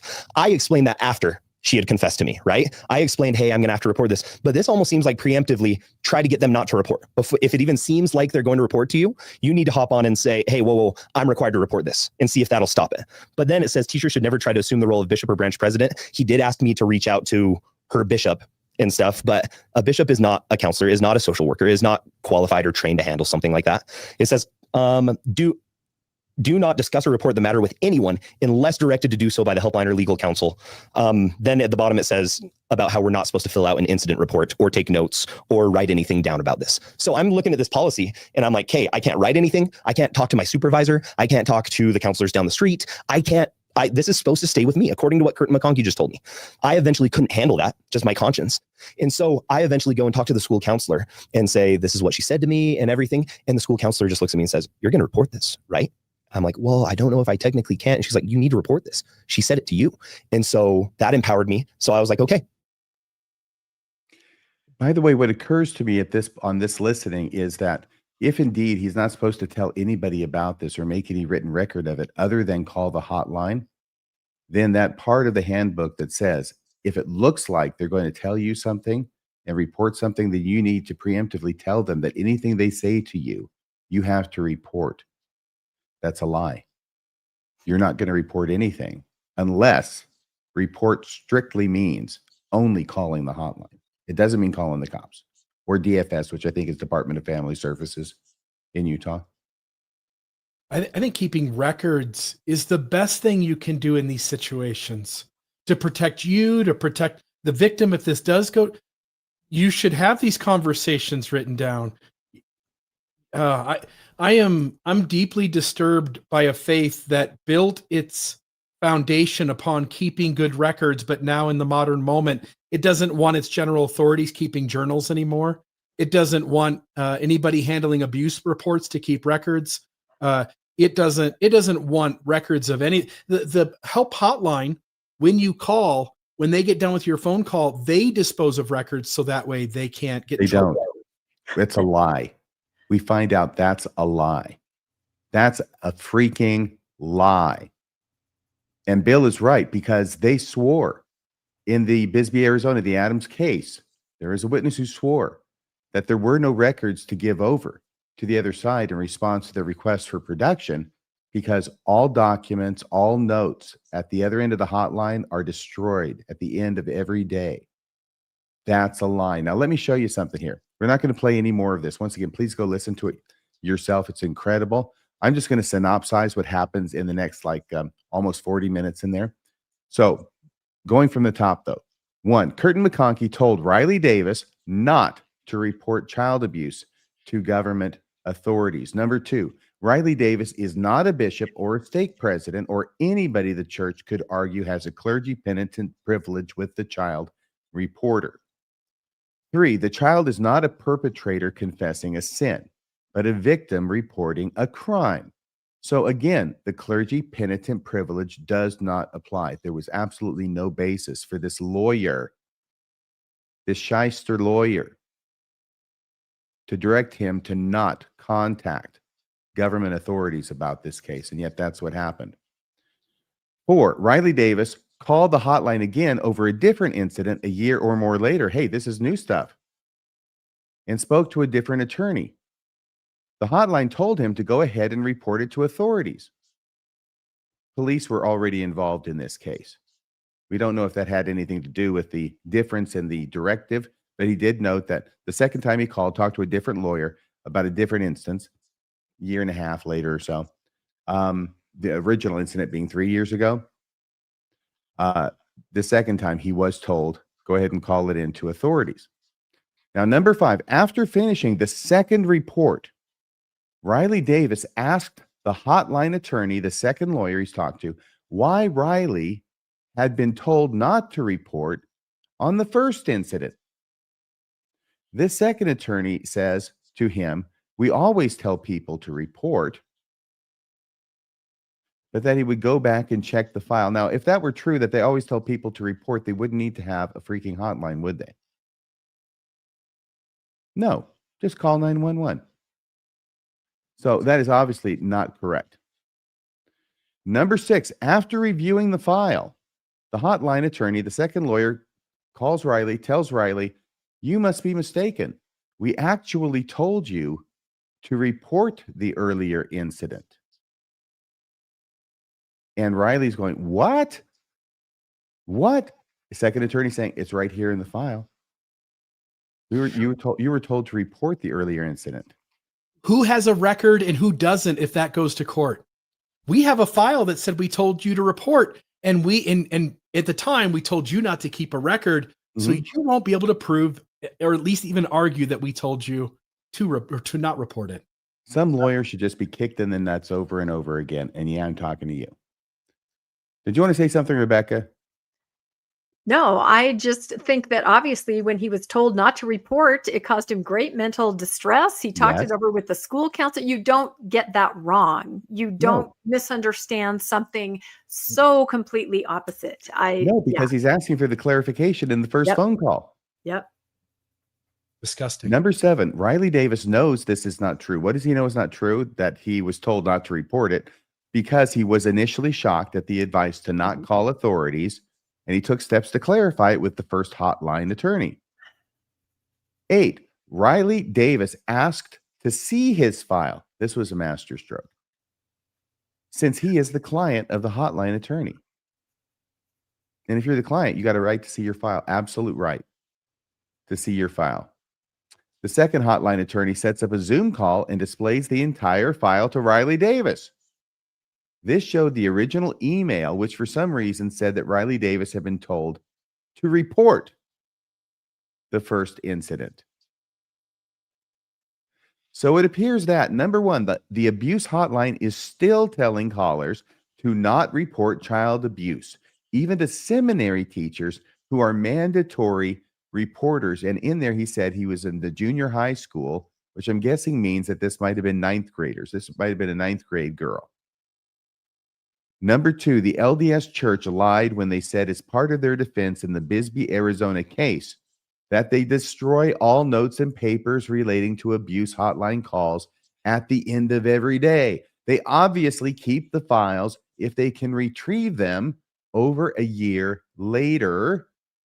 And finally, number 3, the LDS Church, through its lawyers, is changing documents contained in their files to make it say the church said to report when the church said not to report. This is why I think this is so explosive, why it's such a bombshell story, and why it needs to be repeated as often as possible and on as many platforms as possible. And I want to thank John DeLynn for understanding that and giving me his gracious courtesy permission to play that 7-minute and 21-second clip. Can I ask a clarifying question? You can ask any question you want. So as I understand it, as a seminary teacher, he does have some kind of paperwork that tells him what to do if somebody comes in and talks to him about an issue like that. He's supposed to call the hotline. Okay, he has that. So my question is, I didn't realize that seminary teachers had instructions like that. What about other leaders just in the ward? Like, say, a young woman's leader. You know, the girls get very close to them, and those girls tell their leaders things. Do they have training? Are they told to call a hotline? Do they have anything like that? A young women's leader, a young men's leader? I would think that if they're not, the church isn't doing its job. Yeah, because I'm telling you, you know, when I was in young women, the young women's leader was your, you know, she was somebody you could talk to. And I know several girls that, you know, did share very personal information with young women's leaders. And I just wonder, is there any kind of training or instruction for the adults that these LDS kids interact with every day? Their leaders, their Sunday school teachers, you know, shouldn't they know what to do or be told how to handle it? I don't know the answer to that question, but I'll bet there are people out there who are watching who do know the answer. Please leave that in the live chat, or if this is a replay, in the comments below, if you know the answer to that. But given the fact that now we know it's not just bishops, it's not just stake presidents, it's seminary teachers, and why to them? There's no confession going on, okay? And so they're trying to pinpoint the people that young people are most likely to spill the beans to or make a disclosure to. So that's why I say, if they're not given the same training to the ward, young men's leaders and young women's leaders, then they're missing a trick. I expect they have, but that's a great question, Rebecca. Did you want to say anything, Bill? Just that I'm disgusted. We've run into this so many times now at this point that it's obvious on some level the inner workings of the church wants a safe space for abuse to occur. And I can't make sense of that. As bad as I think the church is, as dishonest as I think they are, as corrupt as I think it is at the top with its leaders, I cannot make sense of why they have their abuse reporting system work in such a way as to make the victims the lowest priority to take care of. I can't figure it out. Because the other priority is the church. And this is what happens when you allow the attorneys to take over a church. I would think it'd be almost predictable. Yeah. And you say that as if Curtin and McConkie get to decide, hey, guys, this is what we do here. But on top of that, half of the top 15 are lawyers. Yeah. Oniswaki Malipons. And the next story is that's French. It's about the only French I know. I think it's the motto for the Order of the Garter. That's a big deal in legal circles. That's why I was never a part of it, but I know the slogan, Oniswaki Malipons, let he who speaks evil of it be accursed. Is this yours, Rebecca, this next story? Or Bill? This Bill. is just a really quick blip. This was in the Deseret News, I believe. And this is a first edition of the Book of Mormon, sells for $240,000 at auction. This story is nothing compared to the last story, but I did see this in passing and just wanted to note, because working at the pawn shop at Family Pawn in Hurricane, Utah for just under a decade, and we had a first edition of the Book of Mormon. We had a second edition, which is 1837, in 1837, Kirtland, Ohio, I think. So. Second edition of the Book of Mormon. In the first edition, they had a copy of that too. And the owners of Family Pawn, friends of mine, they sold the first edition, sold the second edition. I don't remember what they sold for, but it was nothing near this price for that first edition. And Reed Moon, who is a Mormon artifact collector, and he's the gentleman who collects on behalf of Glenn Beck. Glenn Beck wants to accrue certain artifacts, and he sends Reed Moon out to do the collecting of the artifacts for him. But this price, I mean, the Book of Mormon first edition is steadily going up, and it is interesting. Every once in a while, every 5 to 7 years or so, somebody wants to sell one of these, and the price just keeps skyrocketing. Reed Moon says he can see the day where sometime in the next decade, one sells for $1 million. Really? Book of Mormon. Yes. That's what Reed Moon says. I find that hard to believe, but again, I don't remember the amount, but whatever it was under 100,000, and it's already now $250,000. And the one we had was in very good shape. Wow. So that's almost as good as having an Amazing Fantasy number 15. Yeah, almost as good. So just a note, if in your grandmother or grandfather's attic happens to be laying around a first edition of the Book of Mormon, you're at least $250,000 at this point. Anyway, there's just a one little page blip. Anything from you guys? Otherwise, we can move on. I just think Mormon memorabilia is only going to go up in price, like you said. They're hot ticket items, right? Whether it's something like a Book of Mormon or a stone from Adam's altar at the Adamandiaman site, anything you can get your hands on to touch church history, I think. And the next story, is this going to be you, Rebecca? Yes, this is kind of a follow-up. I don't know. Do you guys remember when I reported several times on what happened and I finally learned to pronounce it, Lesotho. I've been saying it wrong the whole time, and I apologize to everyone. I didn't want to correct you. Finally, I know you knew how to pronounce it. Yeah, but we've been talking about this extraordinarily tragic event that happened almost 3 months ago, where there was a group of young women going to a conference with their leaders, branch president, his wife. It was a horrible minibus crash with 3 cars, fiery crash, and 6 young women lost their lives. The branch president, his wife died, 2 other leaders. I mean, it was just horrific. I think it's the greatest loss of life in the LDS church in the modern age. And the reason that we wanted to obviously express our condolences to everybody, but we were also really surprised by the non-response from Salt Lake proper. Now, the area presidency there in South Africa, they put out a statement. The huge funeral was attended by 3,000 people. There were 2 funerals, and a prime minister showed up, all these dignitaries. A 70 from the area came in Africa. But we were just really surprised that there was no official statement from Salt Lake. Elder Rasband on his more personal social media said he and his wife were saddened by this, but there was no kind of statement that we could find anywhere or any authority from Salt Lake that came to preside over any of these funerals or anything. So suddenly, I see the news just yesterday, and it looks like some leaders, some dignitaries from Salt Lake have made the trip to the area to talk to the branch. These were all members from the same branch. Again, just horrific and so sad. But who they sent are the primary and Relief Society leaders minister to the grieving now I can't even pronounce it again, Lesotho. Yes. Lesotho. So they sent the General Relief Society president and General Primary president, and a counselor in the General Relief Society presidencies. So really interesting. And they took with them a card.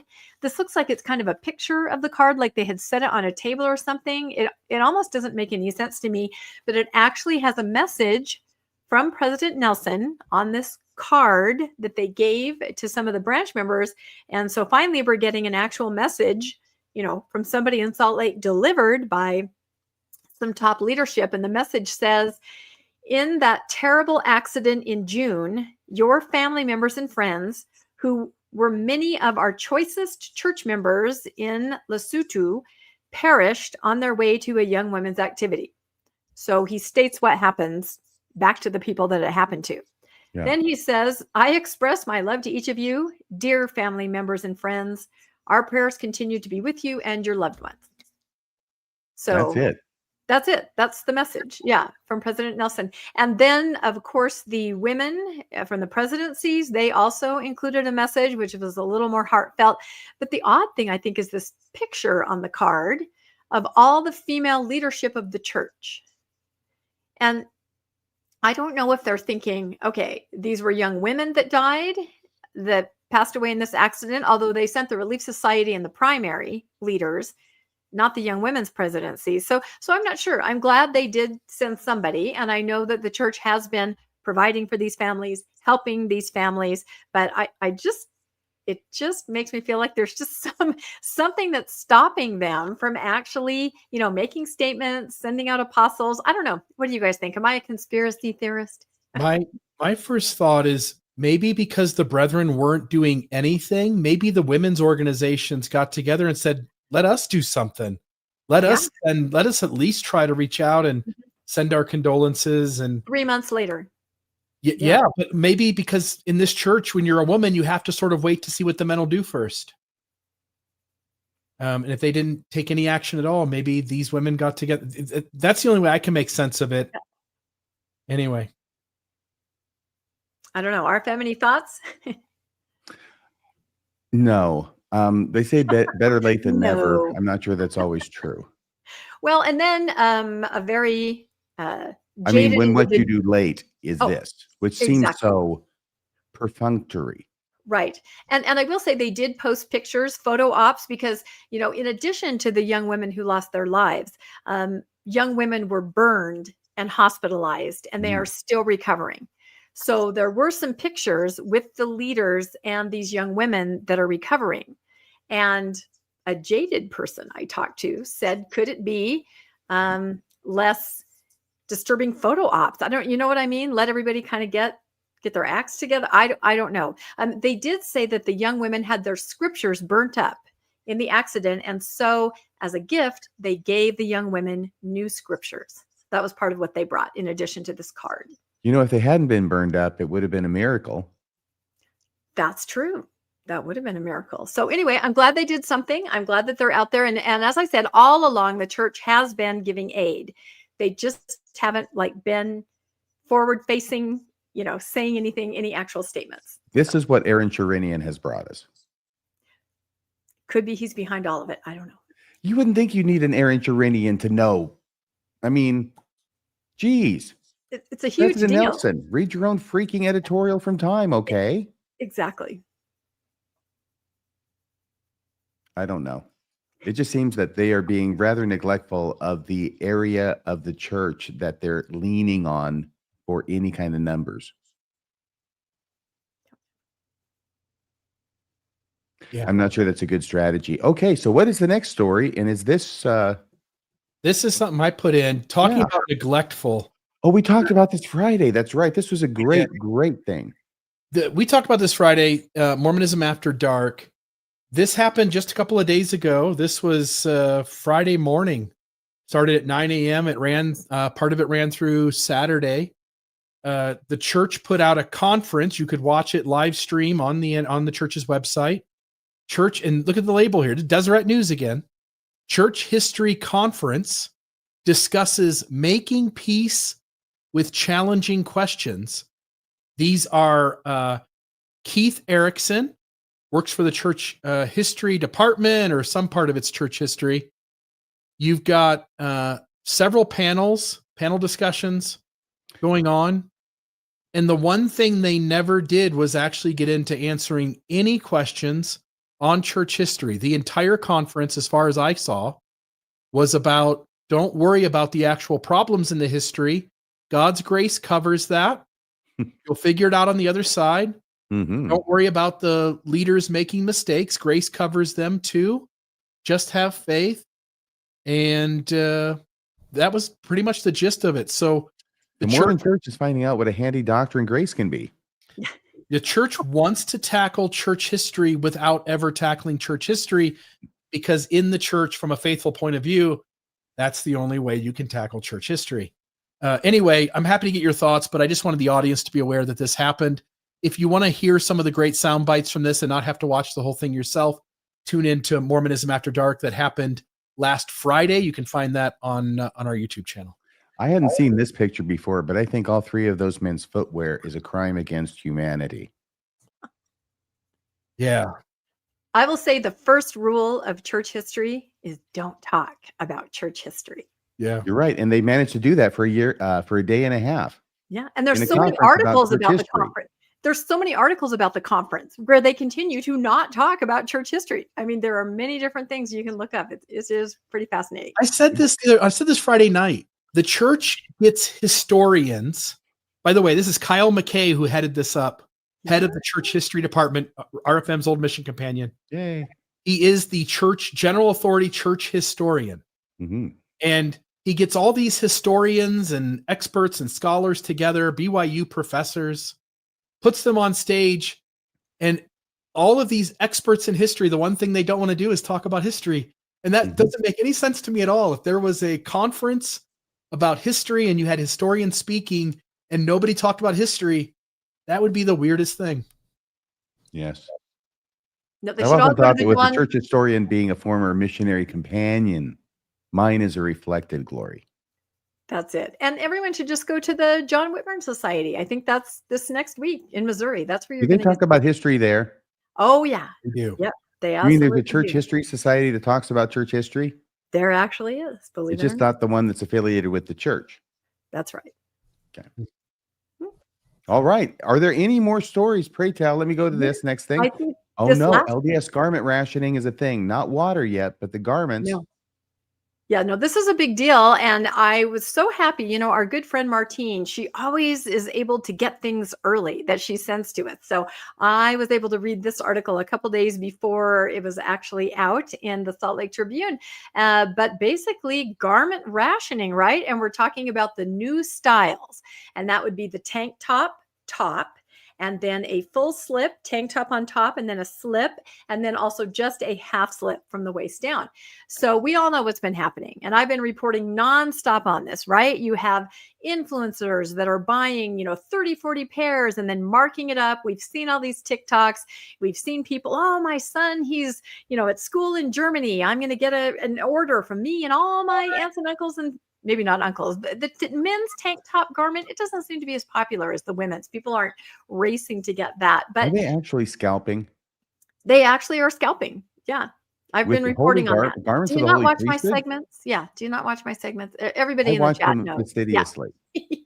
I'm sure you do. You review and then you call me and correct my grammar, and my spelling, and my delivery. I know. Only when it's essential. I know, and you're making me a better newscaster. It's great. think I so. love it. So anyway, we all know that these garments were supposed to be available Q4. I'm sorry, what church has quarters, right? I mean, come on. What religious organization has a Q4? The LDS Church. And that starts in October. So I think a lot of people thought, oh, great, I only have to hold on until October. Remember when I reported about the ward where one person had a pair of the tank top garments and there was a sign-up sheet that you could sign up to borrow it for, like, say, a wedding or a family photo. This is how crazy this is getting. I don't know if everybody's paying attention, but here is the article. Sleeveless LDS garments are getting harder to buy even as the U.S. rollout draws near. Sleeveless U.S. garments are getting hard. Okay, that just repeats that. So what they're basically saying is that they are now going to start restricting how many pairs of these garments that you buy. Because I'm going to, again, state my conspiracy theory. They never meant this to be a worldwide thing. When they first rolled them out, it was simply in hot countries, right? Mostly Africa, Philippines. People just noticed, hey, look what's available to these guys. Then suddenly the church is like, oh yeah, sure. We meant for everybody to have those, and those will be out Q4, right? It just has all the earmarks of, marketing where it rolled out and it wasn't really supposed to be discovered. So this is why. Yes, I'm glad they're rolling out the sleeveless garments just in time for the warm weather. That's what I was going to say. You know what? I was really upsetting to everybody. These are not going to probably be out till November. Everybody is going to miss the slutty Halloween costume. It could have been a thing, right? Women wear really skimpy. Anyway, never mind. The girls know what I'm talking about. You could have done it with garments. Halloween, not going to happen. They're not going to show up probably till November now. And they're going to restrict 2 pairs of each style. And I don't know how they're going to do this. Do they check your temple recommend? Do they check your member number? How do they determine how many pairs you've already purchased? I don't know if anybody knows in the chat or has purchased garments recently and knows if they're checking. I'm just trying to figure out how they're going to monitor this. Do you guys have any ideas? Member number. Member If your number. kids have member numbers, you can start, Yeah, using the last those maybe. the last time I bought garments, I had to give a member number. I did not have a current temple recommend, Yeah. but and what's the restriction? How often can you buy the 2 pairs? Is this forever? Oh, somebody scissors, exactly. And I'll say that again. Take your scissors, lady, and modify them to match what is on the church distribution website. You're not changing anything that, doesn't belong there. You're just making them look like the approved style. So anyway, that's what's happening. And I think people are going to have to get more and more creative, maybe send their husbands in to get the garments. Could you go from distribution center to distribution center? That's why I think they might check your member number. I don't know how it's going to work in reality, but not really widely available. It sounds like, if even then, till November. So that's kind of sad. This is like what happened when the church went from 3 hours to 2 hours every Sunday. Mhm. And I said it then, I'll say it again now. Never have so many Mormons been so happy to have less Yep. Mormonism. Yeah, it's all about takeaway, isn't it? In Yeah. so many different areas. What do you The think, more Bill? they take away, the happier the Mormons are. Leave it up to these guys to try to control things. They're never going to not want to control things. Control is the name of the game in a high demand fundamentalist religion, and wanting to let the people in the, Sahara of Africa be able to get these and then go, oh yeah, but we don't really want the Utah ladies getting cats out of the bag, folks. One way or another, folks are going to figure out how to get them. But you leave it up to the church to try to keep controlling it. Well, and I think that we heard some kind of statement, RFM, you and I were talking about this, that Jim Bennett, our good friend, had said that people are leaving the church over the tank top garments. And a lot of people People kind are of, leaving the church over the tank top garments maybe because it wasn't you that I discussed this with. they're that conservative. Yeah, well, no, it's not that. I think it's a combination of different things. And I think for somebody, say my age, if you were still in the church, it might just point out to you how frivolous everything was. What did it even mean? What did I do this all for? All these years. Because those sleeves, fighting those with ugly daughters. sleeves, which Yeah. are really common for guys, those Yeah. are real pain for women. And they have been for a long time, haven't they? Exactly. But I think what men don't understand about the garment and the modesty is all the fights that mothers and daughters would have. All the times you would have to say, oh, I can't be in your wedding because I'd have to wear something, it's a lot. And it has to do with the relationships and modesty and how you feel about, your body and everything. And I think maybe people my age would just go, God, really? What was it all for? It's kind of like if they were to give women the priesthood, I feel, and I've talked to a lot of people who say a lot of people would just leave and say, well, what was that all for? It just points out how, the flip-flop, the back and forth, how transient everything is. Now, for younger women, here's the reason I think they would leave. And I've seen this on TikTok. I posted about this one influencer who she was just grinning and dancing in a denim dress. And she said, I just feel amazing. I feel wonderful. Look at me. I'm so free. There's the key. It's the genie out of the bottle. As soon as you sort of take control more of, your own body and how you can dress, there is a freedom to that. Who knows what you might do next?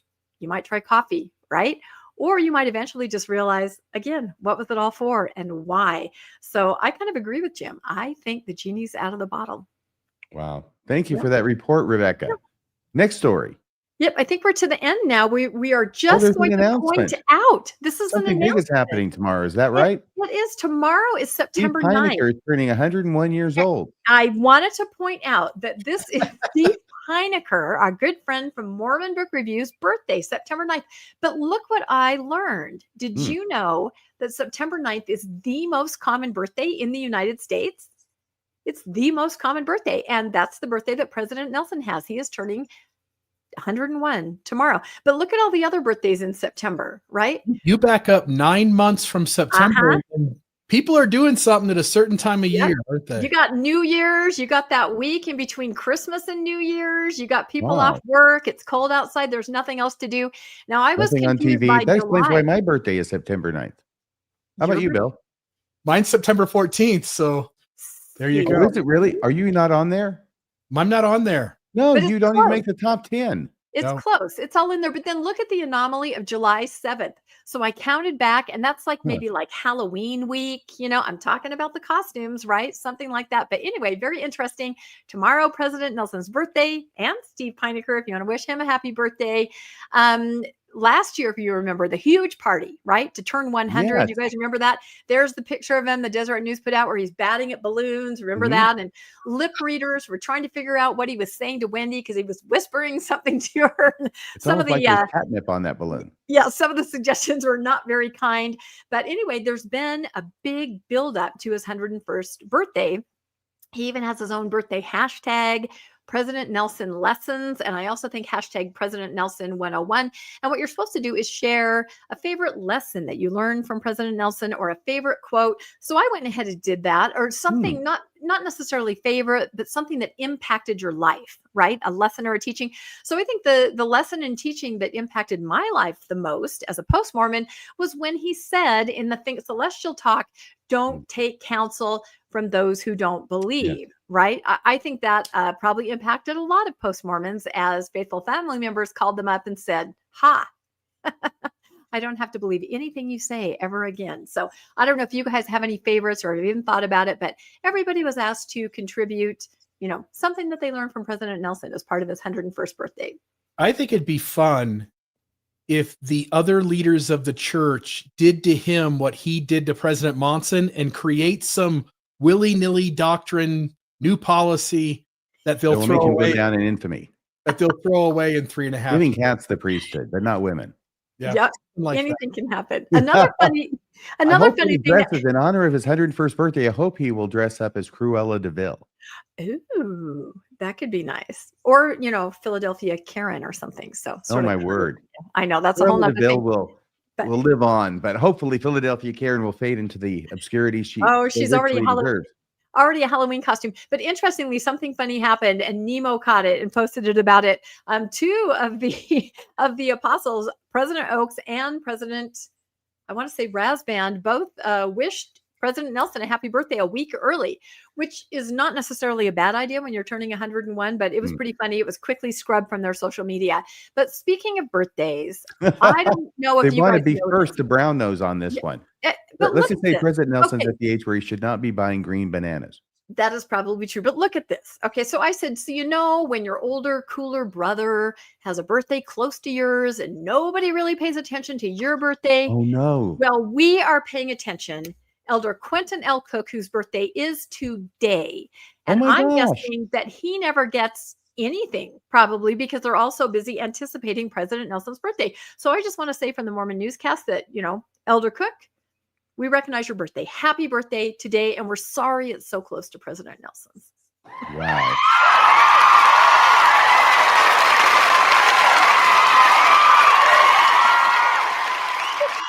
That's wonderful. That's wonderful. So thank you so much for that report, Rebecca. On the radar, tell us what you're going to be doing tomorrow night on Mormonish. Oh my goodness. All right. I love to stir the pot. I love controversy. Some of you may have seen a very interesting post that our good friend Rob Lauer put out on different platforms where he talked about Joseph Smith and spiritual marriage and free love that was sort of in the air in the environment in the early 1800s.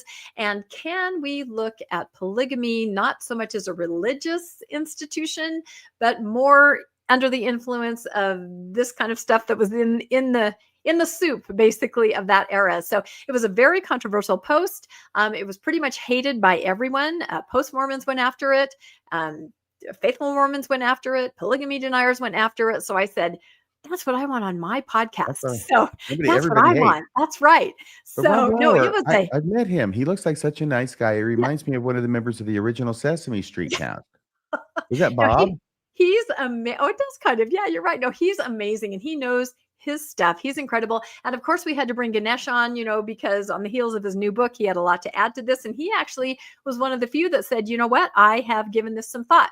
This makes sense. So you're going to have to tune in to find out. But we are going to be talking about the free love era of the early 1800s that a lot of people may not recognize had some influence or some play on what Joseph Smith was doing. So that'll be tomorrow night, Tuesday at 6 p.m. Mountain Time.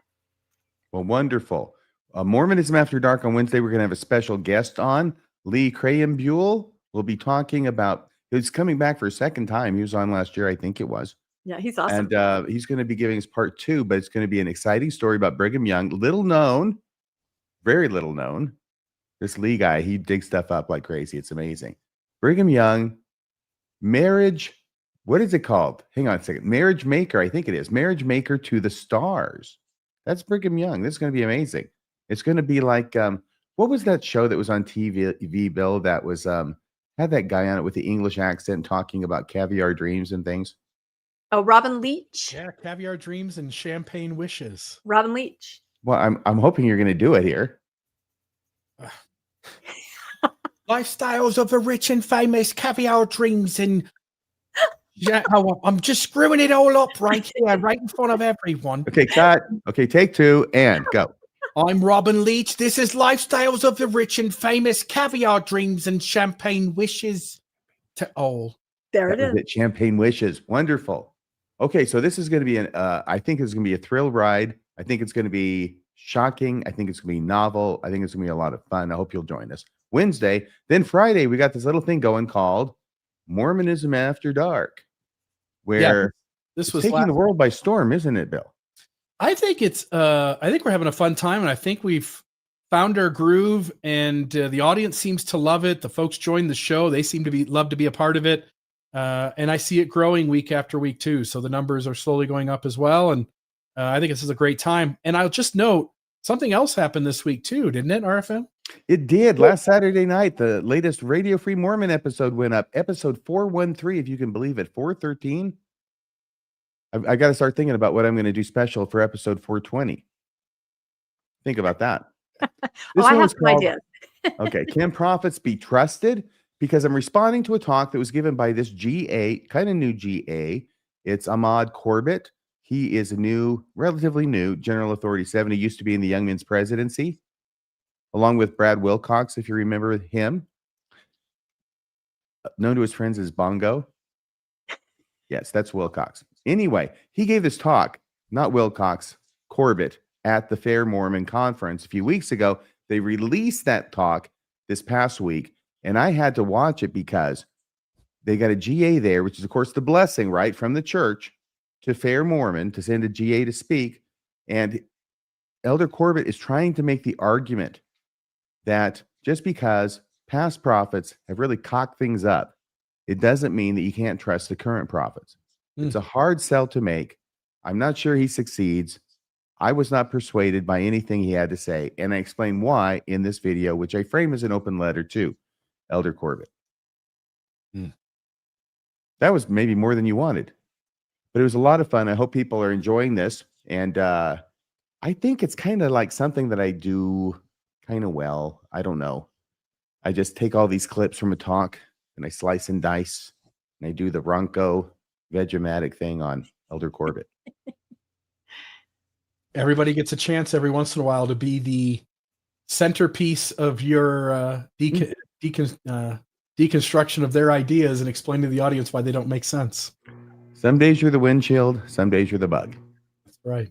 All right, everybody. Well, thank you so much for joining us. Thank you for joining us. Please hit that like button, please, and subscribe.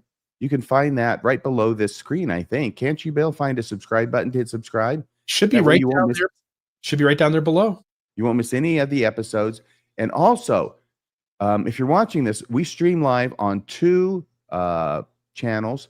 One of them is the Mormon Discussions podcast. And if you're watching that here, please like here and then go to Mormonish, which is the other channel where this streams. Hit like there. I know we ask a lot, but we give a lot, damn it. And if you're watching on Mormonish, please hit like there and then come over to Mormon Discussions and hit like here. And if you have a few extra shekels, please donate those only to Mormon Discussions. No donations to Mormonish, okay? No, you can hit like and subscribe over there all you want. Give to What? Rebecca Biblioteca and Landon Brophy and help them out. No, okay, just consult, your conscience and whatever it is you need to consult to. If you can donate, we appreciate it, and you donate wherever you feel is appropriate, okay? If you want to donate to either one, just put it at radiofreemormon.org. I'm kidding. Mormon Discussions, right, Bill? That's where they should go for this one. And if they want to donate to Rebecca Biblioteca, I'm going to let Rebecca say how to do that. Oh, yeah. In all of our show notes, we have a link to Donor Box. So it's super easy. Yeah. And we always say, oh my gosh, we're always just overwhelmed. I was over Labor Day. I was on vacation and all of a sudden this donation popped in and I was like, oh my goodness, people are just lovely and amazing and wonderful. And we see what you're donating. And it just, I mean, seriously, it's amazing. But I'm still get goosebumps over those kinds of things. I know I'm a novice, but yeah, no, you guys are awesome. No. You're wonderful. No, I feel the same way too. That's me looking for Klimt, not looking askance at you. Bill, did you want to say something about how people donate at Mormon Discussion? If you're watching this at Mormon Discussion YouTube channel, you can go into the YouTube description for this video right here, just right down below. If you just click the description button and have it pull up, in there is the donation link. In the future, by the way, Rebecca, one thing I'll do is I'll collect your donation link in the next couple of days. In every episode, I'll just make both of them just be standard. And I should do that too for my show notes. Yeah, let's cross-pollinate for sure. That's way it's really easy for everybody since we're both Donor Box. Okay, we'll do that for sure. Okay, well, we'll sign off now so we can get busy cross-pollinating. Oh, yes. Thanks everybody for watching. See you next time on the Mormon Newscast. Good night. That's a wrap for this week's edition of the Mormon Newscast. We appreciate you tuning in and sharing this time with us. Keep the conversation going and stay informed on all things Mormonism. Until next week, wishing you peace and joy. See you next Monday at 6 p.m. on the Mormon Newscast.